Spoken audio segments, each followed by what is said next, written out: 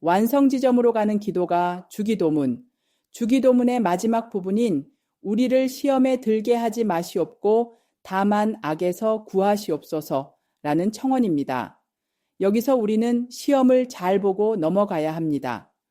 성경에서 시험은 두 가지 의미로 쓰이는데 하나는 사탄의 유혹으로 다른 하나는 하나님의 시험이라는 말로 쓰인 겁니다. 시험을 의미하는 단어가 사탄의 유혹과 하나님의 시험에 혼용되기 때문에 우리가 가끔 혼동할 수 있습니다. 먼저 하나님이 우리를 시험하시는 부분부터 살펴보면 창세기 22장 1절에 그 일 후에 하나님이 아브라함을 시험하시려고 그를 부르시되 아브라함아 하시니 그가 이르되 내가 여기 있나이다. 이렇듯 하나님이 아브라함을 시험하셨다고 했습니다. 또 신명기 8장 2절에서 3절은 네 하나님 여호와께서 이 40년 동안에 내게 광야 길을 걷게 하신 것을 기억하라. 이는 너를 낮추시며 너를 시험하사 네 마음이 어떠한지 그 명령을 지키는지 지키지 않는지 알지 못하며 네 조상들로 알지 못하던 만나를 네게 먹이신 것은 사람이 떡으로만 사는 것이 아니요 여호와의 입에서 나오는 모든 말씀으로 사는 줄을 네가 알게 하려 하심이니라. 하나님은 분명히 우리를 시험하신다고 했습니다. 그런데 야고보서 1장 13절에서 15절에서는 하나님이 우리를 시험하지 않는다고 했습니다. 사람이 시험을 받을 때에 하나님께 시험을 받는다 하지 말지니 하나님은 악에게 시험을 받지도 아니하시고 친히 아무도 시험하지 아니하시느니라. 오직 각 사람이 시험을 받는 것은 자기 욕심에 끌려 미혹됨이니 욕심이 잉태한즉 죄를 넣고 죄가 장성한즉 사망을 낳느니라. 여기서는 하나님이 우리를 시험하지 않는다고 했습니다. 한쪽에서는 시험하신다고 하고 다른 쪽에서는 시험하지 않으신다고 했습니다. 그런데 여기서 우리가 알아야 할 것은 이 야고보의 말씀에서 시험이 사탄의 유혹과 같은 것을 말하는 겁니다. 주변에 보면 신앙생활 잘하다가 갑자기 예전의 악습에 빠져 죄악에 물든 사람에게 저 사람 시험 들었어 라고 이야기합니다. 야고보서의 시험은 바로 이런 의미로 하나님은 사탄의 유혹나 죄를 짓게 하는 시험은 하지 않으신다는 겁니다. 하지만 하나님은 이스라엘 백성을 애굽에서 데리고 나오실 때 시험하셨습니다. 광야에서 그들을 물과 먹을 것이 없는 곳으로 데리고 가시다가 먹고 마실 것을 주시면서 내가 이렇게 먹고 마실 것을 주면 나를 제대로 섬긴다고? 그래 한번 섬겨봐라고 하셨지만 그들은 제대로 섬기지 않았습니다. 오히려 우상을 섬기며 하나님을 원망했습니다. 하나님은 제발 너희가 누구인지 알라. 사람은 떡으로만 사는 것이 아니라 하나님의 말씀으로 사는 거란다를 가르치기 위해 그리고 그분의 백성으로 만들기 위해서 그들을 시험한 것이었고 그런 시험은 우리에게 반드시 있습니다. 그런 시험은 우리에게 유익이요 축복입니다. 따라서 우리를 시험에 들게 하지 마옵소서 라고 기도하는 것은 하나님의 교육과 믿음의 확신 같은 시험이 아닙니다. 그렇다면 우리는 어떤 시험을 거부해야 하는 것입니까? 사탄의 유혹 또는 죄에 빠지게 하는 시험을 거부하는 겁니다. 그리고 이어서 나오는 구절이 다만 악에서 구하시옵소서 에서 악을 뜻하는 단어는 정확하게 악한 자입니다. 그러므로 이 구절은 사탄의 세력, 악한 자의 세력에서 건져 주옵소서인 겁니다. 또한 우리를 시험에 들게 하지 마옵소서라고 기도하는 것은 하나님, 우리가 악한 세력에 빠져서 그들 편에 서지 않게 해 주시옵소서라는 뜻입니다. 우리는 마지막 날인 아마겟돈 전쟁 때 그들 편에 서게 되면 큰일 난다는 것을 알고 있기 때문에 그들 편에 서지 않게 해달라고 기도하는 겁니다. 만일 하나님이 우리 삶에 간섭을 안 하시고 방치하시면 어떻게 되는지 출애굽기에서 찾아보면 하나님은 이스라엘을 애굽에서 건지실 때 모세를 통해 바로에게 너는 내 맏아들인 내 백성들을 놓아줘라. 그렇게 말씀하셨지만 바로는 이스라엘 백성을 놓아주지 않았습니다.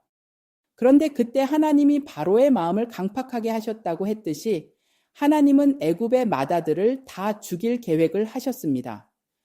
모세를 통해 바로에게 바로야, 네가 내 맏아들인 이스라엘을 놓아주지 않았으니 내가 너희 맏아들을 다 죽일 것이다 라고 말씀하셨고, 그렇게 하나님은 이미 애굽의 맏아들을 다 죽일 계획을 하셨습니다.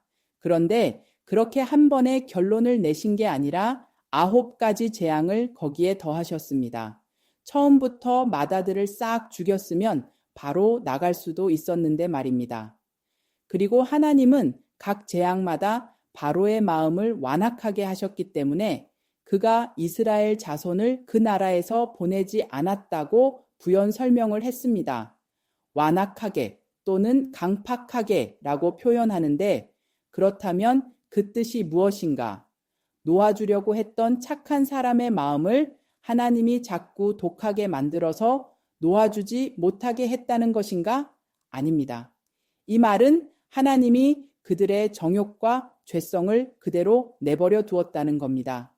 하나님은 어떠한 목적을 위해서 죄인들의 죄성이 극에 달하는 것을 막기 위해 사회법이나 양심 같은 것으로 누르고 계신 겁니다.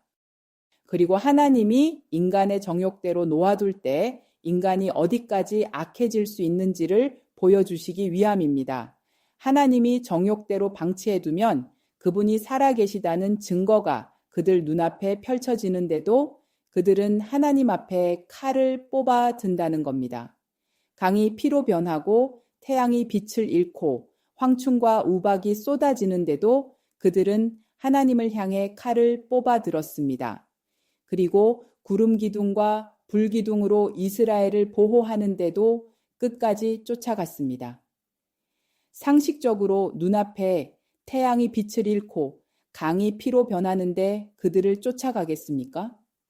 그분의 이스라엘 백성을 위해 바다를 갈라지게 하셨는데 그들을 쫓아가겠는가 말입니다. 이렇듯 하나님이 교회들을 방치하시면 그분을 향해 칼을 뽑아든다는 겁니다. 그런데 그 무시무시한 죄에서 우리를 건져주신 겁니다. 하나님이 그대로 방치하시면 어떤 일이 일어나는지 그 마지막 때에 일어날 일들이 에스겔 38장에 정확하게 나와 있습니다. 여호와의 말씀이 내게 임하여 이르시되 인자야 너는 마곡 땅에 있는 보스와 메색과 두발 왕 곧 고게게로 얼굴을 향하고 그에게 예언하여 이르기를 주 여호와께서 이같이 말씀하시기를 보스와 메색과 두발 왕 고가 내가 너를 대적하여 너를 돌이켜 갈고리로 내 아가리를 꿰고 너와 말과 기마병 곧 내온 군대를 끌어내되 완전한 갑옷을 입고 큰 방패와 작은 방패를 가지며 칼을 잡은 큰 무리와 그들과 함께 한 방배와 투구를 갖춘 바사와 쿠스와 북과 고멜과 그 모든 떼와 북쪽 끝에 도갈마 족속과 그 모든 떼 곧 많은 백성의 무리를 너와 함께 끌어내리라. 네가 네 고국 땅 북쪽 끝에서 많은 백성 곧 다 말을 탄 큰 무리와 능한 군대와 함께 오되 구름이 땅을 덮음같이 내 백성 이스라엘을 치러 오리라. 고가 끝날에 내가 너를 이끌어다가 내 땅을 치게 하리니 이는 내가 너로 말미암아 이방 사람의 눈앞에서 내 거룩함을 나타내어 그들이 다 나를 알게 하려 함이라. 주 여호와께서 이같이 말씀하셨느니라. 내가 옛적에 내 종 이스라엘 선지자들을 통하여 말한 사람이 네가 아니냐. 그들이 그때에 여러 해 동안 예언하기를 내가 너를 이끌어다가 그들을 치게 하리라. 에스겔이나 다니엘이나 스가랴나 요한계시록 같이 마지막 때에 일어날 일에 대해 설명해 놓은 책을 보면 그날이 반드시 올 거라고 이렇게 정확하게 기록되어 있습니다.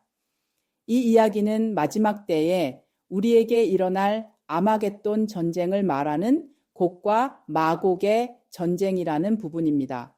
아마겟돈 전쟁은 마지막 때에 우리가 치러내야 할 영적 전쟁으로 지금 우리가 겪고 있는 심각한 영적 전쟁의 결론 부분 같은 것입니다.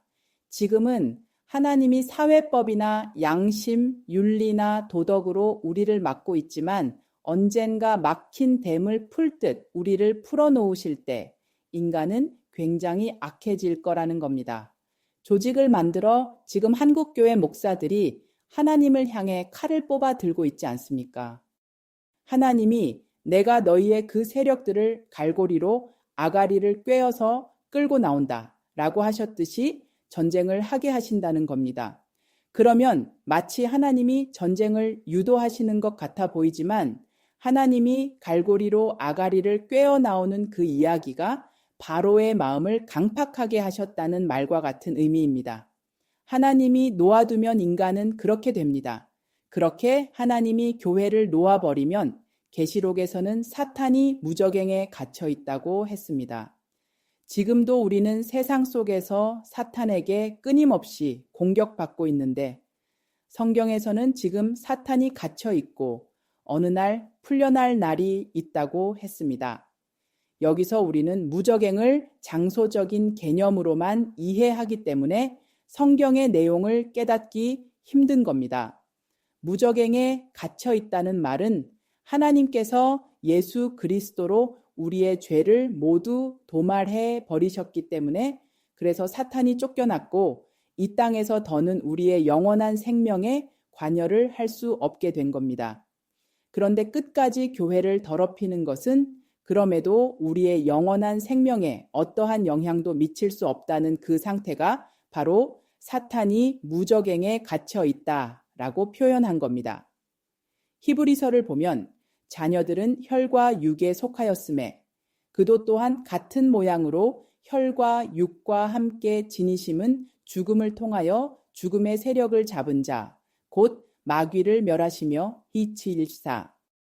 마귀를 명하신다는 것은 예수님이 죽음으로 말미암아 그 죽음을 없애버리셨다는 것을 뜻합니다. 예수 그리스도의 죽음으로 말미암아 궁극적으로 우리에게 다가올 그 죽음이 없어져 버린 겁니다. 골로사에서 2장 15절을 보면 통치자들과 권세들은 무력화하여 드러내어 구경거리로 삼으시고 십자가로 그들을 이기셨느니라고 나왔습니다. 즉 십자가의 그 승리로 사탄이 무장해제되었으므로 우리의 영원한 생명에 더는 영향을 끼칠 수 없게 된 것을 뜻합니다. 또 유다서 1장 6절에 또 자기 지위를 지키지 아니하고 자기 처소를 떠난 천사들은 큰 날의 심판까지 영원한 결박으로 흑암에 가두셨으며 라고 나왔듯이 그들은 갇혀 있습니다. 혹 가위에 눌리거나 귀신을 본다는 사람들이 있다면 나에게 왜 이런 일이 일어날까 생각하기 이전에 먼저 그 안에 성령이 있는지 확인해야 합니다. 만일 그 안에 성령이 있고 하나님의 자녀라는 확신이 있으면 그것에 속지 않을 수 있습니다. 무엇보다 성령인 말씀이 내 안에 있는 사람은 잡기가 침범할 수 없습니다. 복음서에도 예수가 가까이 가자 귀신이 도망가 버렸습니다. 영혼은 죽으면 지옥 아니면 천국으로 갑니다. 하나님의 손길을 떠나 이 구천을 헤매는 영혼들은 전부 다 사탄의 세력인 잡귀가 나타나서 우리를 유혹하고 미혹하는 것일 뿐입니다. 그때 내 안에 성령이 있는 사람은 내가 예수 그리스도를 믿는 자인데 어디서 감히 나한테 대적하느냐 이렇게 당당히 맞설 수 있습니다. 우리 안에 성령이 있는데 왜 귀신을 겁내는 것입니까? 교회가 성경을 모르고 예수를 잘 모르니까 사탄이 할 수 있는 것은 속이는 것밖에 없습니다. 하나님이 사탄의 세력을 무저갱에서 풀어놓는 그때가 바로 아마겟돈 전쟁이 시작되는 접점 시대인 겁니다. 따라서 에스겔 38장에서와 같이 하나님이 그들을 갈고리로 아가리를 꿰어 끄집어내서 교회들과 전쟁을 시킨다는 겁니다. 그때 우리가 성령의 검인 말씀을 뽑아 들고 싸워서 승리하는 천년 왕국에 바로 예수께서 십자가에서 죽으심으로 우리를 살려내셨듯이 우리가 이 땅에서 죽게 되는 그 때를 말하는 겁니다. 그들이 그 증언을 마칠 때에 무적행으로부터 올라오는 짐승이 그들과 더불어 전쟁을 일으켜 그들을 이기고 죽일 터인즉 그들의 시체가 큰 성 길에 있으리니 그 성은 영적으로 하면 소돔이라고도 하고 애굽이라고도 하니 곧 그들의 주께서 십자가에 못 박히신 곳이라. 백성들과 족속과 방언과 나라 중에서 사람들이 그 시체를 사흘 반 동안을 보며 무덤에 장사하지 못하게 하리로다. 이 두 선지자가 땅에 사는 자들을 괴롭게 한 고로 땅에 사는 자들이 그들의 죽음을 즐거워하고 기뻐하여 서로 예물을 보내리라 하더라. 계시록 11장 7절 10절. 이렇듯이 그 악한 세력들이 교회들 죽입니다. 우리는 예수 그리스도의 십자가가 선 그곳에서 함께 죽어야 합니다. 이스라엘은 교회를 의미하고 결국 교회는 예수 그리스도의 삶을 그대로 살아내야 하는 존재이기 때문에 우리 한 사람 한 사람이 그대로 예수 그리스도의 삶을 살아내야 합니다. 그럼 예수님의 삶은 어떠했습니까? 예수님은 고난받고 핍박받고 배신당하고 결국에는 자기 백성인 유대인들에 의해 십자가에서 죽으셨습니다. 우리가 바로 그 삶을 살아야 하는 존재인 겁니다. 교회는 이 땅에서 폼 잡고 부흥하고 자랑하면서 살게끔 만들어진 공동체가 아닙니다. 우리는 그 순교를 향해 한 걸음씩 걸어가는 자들이고 그리고 그렇게 죽는 것이 아마겟돈 전쟁인 영적 전쟁의 의미인 겁니다. 따라서 예수님이 직접 가르쳐 주신 주기도문이야말로 예수님의 소원, 즉 하나님의 소원입니다. 그러므로 주기도문의 기도는 하나님이 소원하시는 것이므로 우리를 시험에 들게 하지 마옵소서라는 기도는 이미 이루어진 겁니다. 나라가 임하시오며 뜻이 하늘에서 이루어진 것 같이 땅에서도 이루어지이다. 오늘 우리에게 일용할 양식을 주시옵고 우리가 우리에게 죄 지은 자를 사하여 준 것 같이 우리 죄를 사하여 주시옵고 의 기도도 이미 이루어진 기도입니다. 따라서 우리를 시험에 들게 하지 마시옵고 다만 악에서 구하옵소서라는 기도도 이미 이루어진 겁니다. 왜냐하면 예수 그리스도가 광야에서 40일 동안 시험을 받으면서 어떻게 이기셨습니까? 주 너의 하나님을 시험하지 말라. 사람이 떡으로만 살 것이 아니요 하나님의 말씀으로 사는 것이다 하면서 시험을 완전히 이기신 겁니다. 이렇듯이 우리의 가슴 깊은 곳의 소원이 우리의 기도로 나타나고 그 기도가 우리가 누구인가를 나타내는 것이라면 주님께서 우리에게 이렇게 기도하라 가르쳐 주신 주기도문이 바로 주님 안에서 우리가 누구인가를 가장 잘 나타내 주는 것입니다. 그러므로 교회들은 주님께서 가르쳐 주신 그 기도의 내용 안에 들어있는 것들을 소원으로 갖고 살아야 하는 것이며 그러한 소원을 갖고 사는 교회로서의 나의 정체성을 정확하게 정의해 보라고 우리에게 기도문을 주신 겁니다. 즉, 너희는 이렇게 살게 될 것이고 이러한 완성 지점으로 갈 것이다 라고 분명하게 가르쳐 주신 것이 바로 주기도문이다.